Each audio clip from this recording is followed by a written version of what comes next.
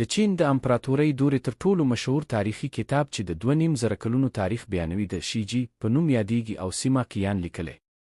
نوموړی په دې کتاب کې د لاو ای په نوم د یو ځوان کیسه کوي چې په ټول چین کې تر ټولو غټ دبړی درلود. په کیسه کې راځي چې له میلاد وړاندې په 3مه پیړۍ کې د قین واکمنۍ پر مهال د لوبوي په نوم د دې واکمنۍ یو لوړ پوړي چارواکي او سوداګر د امپراتور له کونډې مور جاجي سره مینه او له هغې سره جنسي اړیکې لرلې.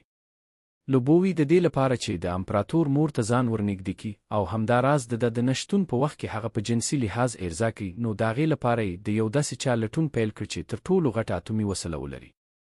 له ډېر لټون وروسته لوبوي له لاو ای سره مخ کېږي او له ځان سره یې راولي او د امپراتور مور جاجي ته یې ورښيي چې دا سړی دغسې یو کمال لري.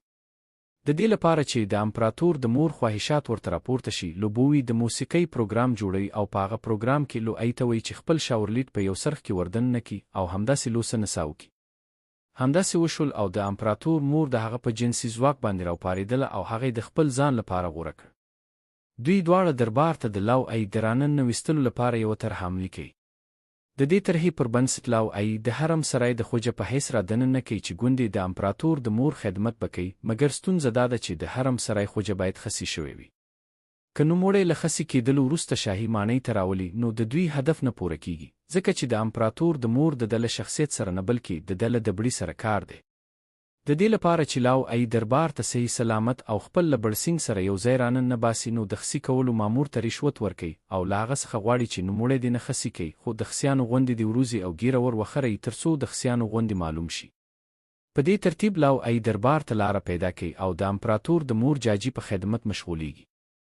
لاو ای شاهي ماڼۍ ته په راننه وتلو سره د دربار له ټولو سهولتونو څخه برخمن کیږي. خپل د بزګرۍ او د وریجو کرلو تیر عمر هیروي او دلته په عیش او عشرت کې اخته کیږي. هم یې خېټه مړېږي او هم یې خوټه د امپراتوري جاجي په عشق باندې مړوي.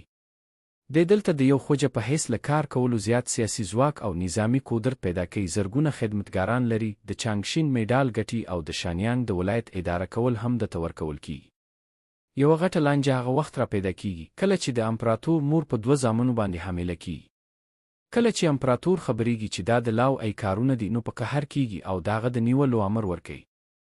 دا چې لاو ای اوس سیاسي او نظامي قدرت پیدا کړی وي، نو سمدستي د امپراتور پر وړاندې بغاوت کوي او له هغه سره جګړه اعلانوي. دا چې لاو ای د جګړې او سیاست په چارو ډیر نه پوهیږي، نو ډیر په اسانۍ سره له امپراتور څخه شکست خوري او تښتي. امپراتور د لاو ای په سر باندې انعام ږدي. له ده څخه د امپراتور د مور 2 زیږېدلي ماشومان وژل کیږي. د امپراتور مور بل ځای ته تبعیدیږي. لاو ای هم بالاخره نیول کیږي، لومړی خسي کیږي او بیا یې لاسونه او پښې له 4 آسونو پورې تړل کیږي او اندام په اندام ټوټه ټوټه کیږي. له دې وروسته امپراتور اعلان وکړ چې که چا د مور او لاو ای د یارانې یاده ونه وکړه، هغه به هم له ورته برخه لیک سره مخ کیږي.